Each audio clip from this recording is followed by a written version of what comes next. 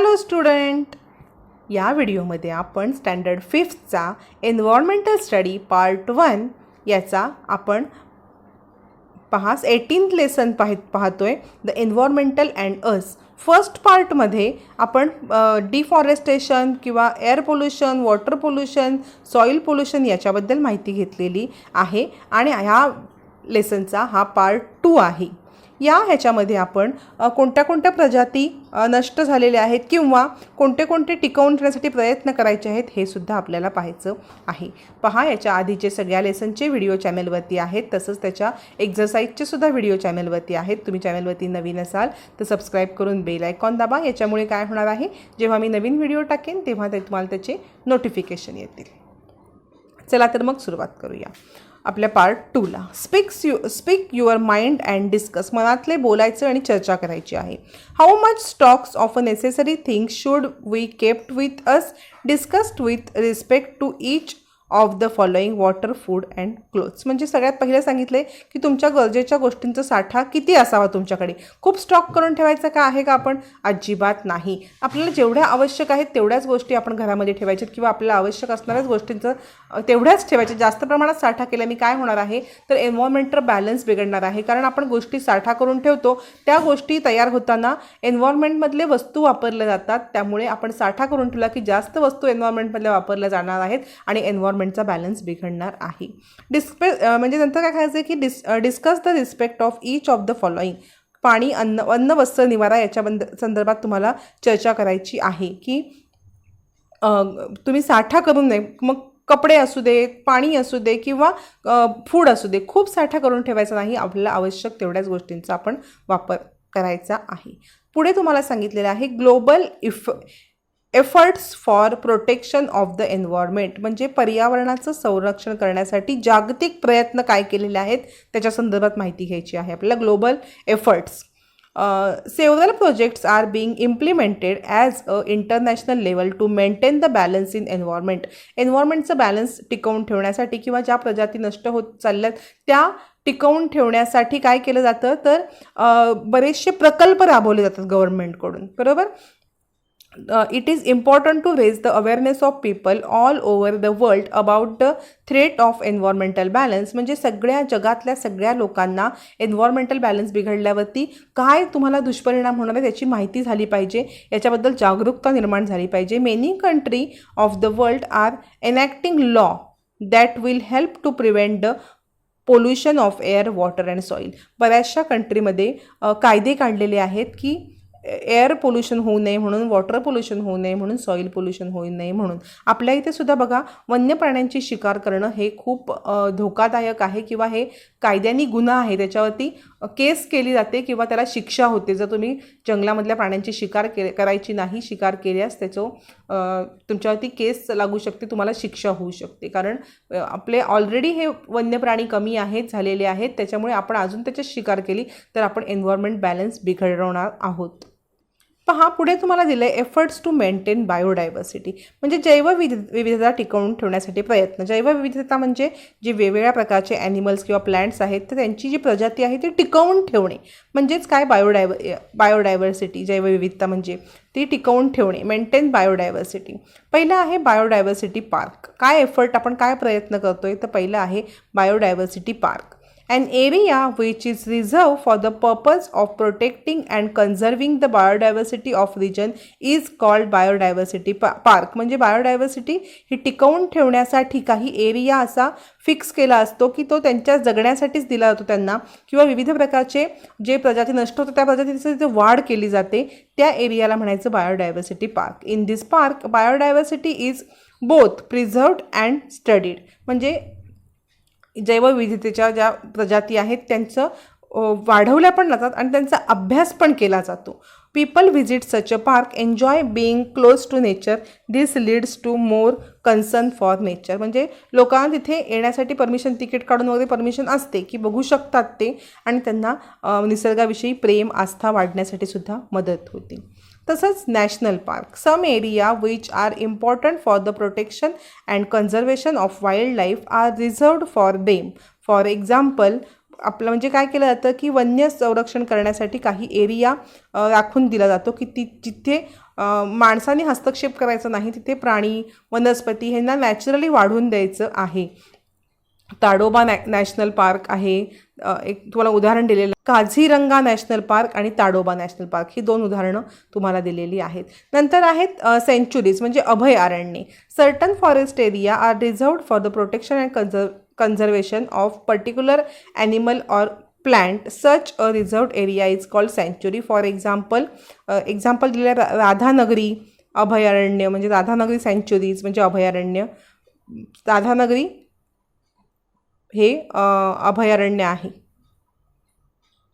इथे काय केलं जातं, ह्या अभयारण्यामध्ये वनस्पती आणि प्राण्यांना संरक्षण दिलं जातं आणि त्यांची नॅचरल वाढ होण्याकडे भर दिला जातो. If the plants on earth are destroyed the number of animal also fall. That is why necessary to protect plant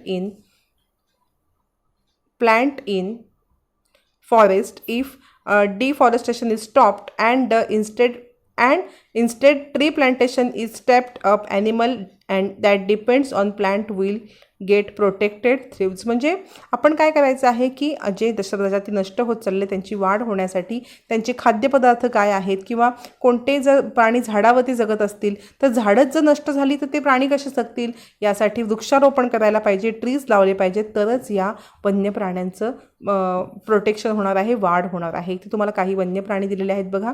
इथे तुम्हाला गेंडा दिलेला आहे, इथे बघा गच्च झाड दिसत आहेत तुम्हाला. ही आहे बफेलो, वाईल्ड बफेलो. एलिफंट्स दिसत आहेत, बरोबर. अशा हे वन्य प्राणी हे कुठे असतात, कुठे त्याच्यासाठी एफर्ट्स घेतलेले आहेत. काय तर सँच्युरीज असतात, नॅशनल पार्क आणि बायोडायव्हर्सिटी पार्क. हे कशासाठी बांधलेले असतात किंवा हे कशासाठी रिझर्व केलेले असतात, तर बायोडायव्हर्सिटी मेंटेन होण्यासाठी. इथे तुम्हाला एक पिक्चर दिलेला आहे छान बघा. डिअर्स आहेत छोटा बघा, इथे एक छान पिक्चर दिलेला आहे. वाईल्ड बफेलो आहे, डिअर्स आहेत, तसंच रॅबिट आहे. असे हे जंगलातलं तुम्हाला एक सुंदर चित्र दिलेलं आहे. आजूबाजूला हिरवगच्च झाड आहे. नंतर तुम्हाला काय सांगितलेलं आहे पहा. Mayani lake has form due to a dam built on a Chand river in Satara district. म्हणजे मायणी हा एक हे आहे चांद नदीवरती. Mayani lake has form due to a dam built on a Chand नदीवरती डॅम बांधल्यामुळे मायणी लेक तयार झाला आहे सातारा डिस्ट्रिक्टमध्ये. Flamingos from Siberia region in North Asia migrate to this lake. म्हणजे सायबेरिया या प्रदेशातून उत्तर आशियामधील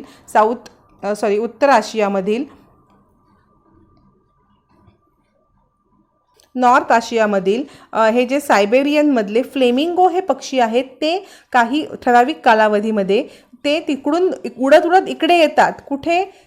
कुठे सातारा जिल्ह्यातील चांद नदीवरतील मायणी ह्या डॅमवरच्या इथे एक तलाव सातारा जिल्ह्यातील चांद रिव्हरवरती धरणा बांधलेला आहे. त्याच्यामुळे एक मायणी तलाव तयार झालेला आहे. या तलावामध्ये नॉर्थ एशियामधून सायबेरियन प्रदेशातून फ्लेमिंगो हे स्थलांतर करून येतात. तिथे घरटी बांधतात, अंडी घालतात आणि पिल्लं मोठी झाली की पिल्लांसह उडून जातात. पहा तुम्हाला खाली एक पिक्चर दिलेला आहे आणि बघा इथे काय दिलेलं आहे. Here they built nest, lay eggs. Once the baby bird grow big enough they return to there. बघा इथे आलेले आहेत हे फ्लॅमिंगो अँड देअर नेस्ट. इथे फ्लॅमिंगोचे पिक्चर दिलेले आहेत. हे कुठे येतात तर साताऱ्याला चांद नदीच्या इथे डॅम बांधलेला आहे. त्या डॅममुळे एक मायणी पण आता काय झालेलं आहे, आधी हे पक्षी यायचे, भरपूर प्रमाणामध्ये यायचे आणि त्यांना बघण्यासाठी तिथे पर्यटक पण जमायचे. पण in the recent fast as the water level in the dam has fallen, the flamingo has stopped coming. However, the lake has now been declared a sanctuary of a bird. म्हणजे बघा अलीकडच्या काळामध्ये पाणी कमी झाल्यामुळे तिथे पक्षी येईनसे झाले, कमी झाले येण्याचे किंवा बंद झाले. त्यामुळे काय केलेलं आहे, स्थानिक लोकांनी मागणी केलेली आहे की हे पक्षाचे अभयारण्य म्हणून जाहीर करा आणि ते पक्षाचं अभयारण्य म्हणून तो लेक तो जो तलाव आहे तो जाहीर झालेला आहे. आता तिथलं पाणी फक्त हे पक्ष्यांसाठीच ठेवलं जातं कारण ते अभयारण्य म्हणून जाहीर केलेलं आहे पक्ष्यांसाठी. द बिगेस्ट माळढोक ग्रेट इंडियन बस्टर्स म्हणजे माळढोक पक्षी बघा इथे दिलेला आहे.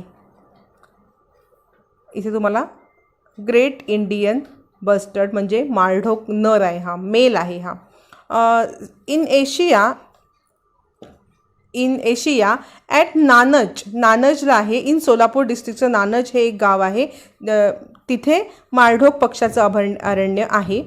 These huge weight bird are famous for their graceful gait. These birds live in open grassland. They feed on insect, thus given protection to crop in field. They are the farmers friend. म्हणजे हे पक्षी किडे खातात, जे किडे शेतकऱ्यांना त्रास देतात ते किडे हे खातात. आणि यांचं अभयारण्य कुठे आहे तर सोलापूर जिल्ह्यातील नानज येथे माळढोक पक्ष्यांची सँच्युरी आहे. हा बघा माळढोक पक्षी, तुम्हाला पिक्चर दिलेला आहे, तुमच्या बुकमध्ये तुम्ही पद्धतशीर पाहू शकता.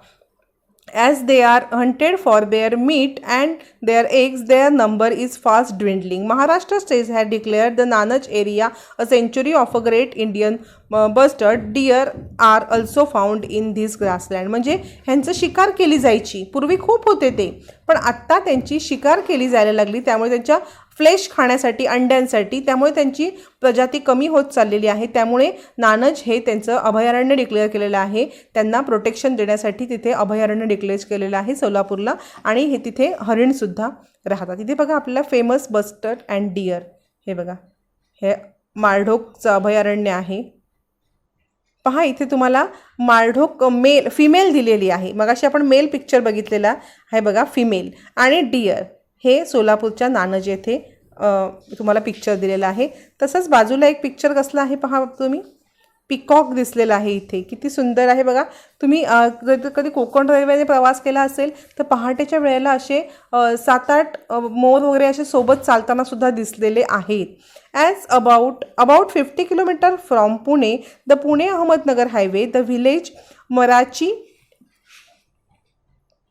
The village of Morachi Chincholi is famous for its peacock population. म्हणजे 50 किलोमीटर पुणे अहमदनगर जो हायवे आहे तिथे पुण्यापासून 50 किलोमीटर इथे मोराची चिंचोली हे एक गाव फेमस आहे.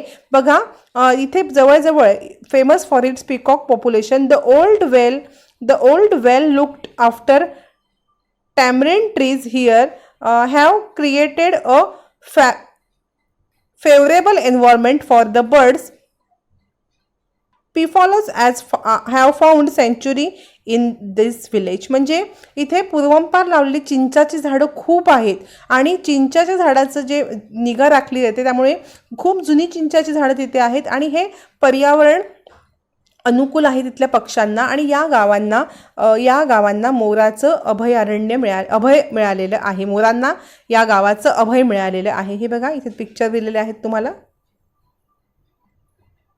हे मोराचं पिक्चर दिलेलं आहे. पुढे एक बघा Devrai, a boon for all living creatures. Devrai एक वरदान. देवराई बघा काय आहे, Indian culture give important to the protection of forest. The Devrai is an example. People believe that Devrai is really a jungle reserve for God. No tree or plant in a Devrai is ever cut. That is why all trees in a Devrai are safe even today. म्हणजे Indian कल्चरमध्ये, आपल्या Indian संस्कृतीमध्ये, भारतीय संस्कृतीमध्ये वनरक्षणाचा खूप मोठा विचार केलेला आहे. आणि देवराई म्हणजे हे पूर्वंपार चाललेलं आहे. देवराई म्हणजे हे देवाची राहण्याची ठिकाण. तिथलं कोणतंही झाड किंवा पक्षी मारायचा नाही, ते सुरक्षित ठेवायचं आहे. हे पूर्वंपार चाललेलं आहे. त्यामुळे देवराईमधले पक्षी आणि झाडं ही सेफ राहतात. Maharashtra has many देवराईज.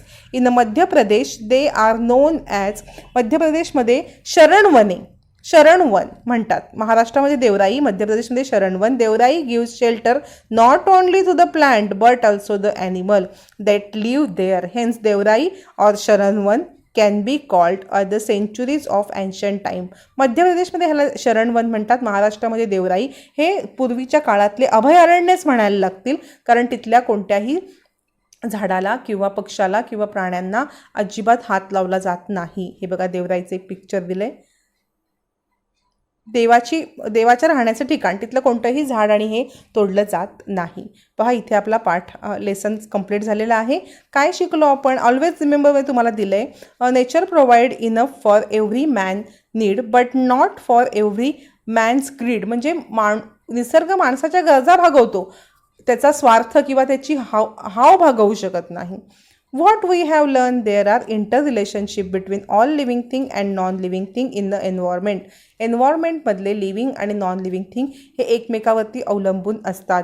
Different kinds of plants, animal and microorganism are found in different region. वेगवेगळ्या प्रकारचे प्लांट्स, ॲनिमल आणि मायक्रो ऑर्गॅनिझम हे वेगवेगळ्या रिजनमध्ये सापडतात. तिसरं आपण काय पाहिलेलं आहे, the balance between the cycles of a various gases in the atmosphere, the water cycle and the food chain has been maintain for thousands of year. म्हणजे वातावरणातील हे जे अन्नसाखळ्या, जलचक्र, वायुचक्र आहेत याच्यामुळे संतुलन एन्व्हायरमेंटचं कायम राखलं जातं. Pollution of water is a threat for aquatic plants and animal. पाण्याचं प्रदूषण झालं त्यात राहणारे प्राणी आणि जे वनस्पती आहेत पाण्यातले ते सुद्धा, त्यांनासुद्धा धोका निर्माण होतो. We shall all have to make effort to stop the degradation of the environmental balance caused by human intervention. म्हणजे आपल्या हस्तक्षेपामुळे निसर्गाचा समतोल आपण ढासळून द्यायचा नाही. तसंच Devrai national park and the sanctuaries are created for the conservation of plant and animal. म्हणजे देवराई जे अभयारण्य किंवा राष्ट्रीय उद्याने याच्यामुळे जैवविविधता म्हणजे बायोडायव्हर्सिटी टिकवून ठेवण्यासाठी महत्त्वाची मदत होती. या व्हिडिओमध्ये आपण इथे थांबूया. लेसन आपण कंप्लीट केलेला आहे. या लेसनचे एक्झरसाईजसुद्धा तुम्हाला मी सॉल्व करून देणार आहे.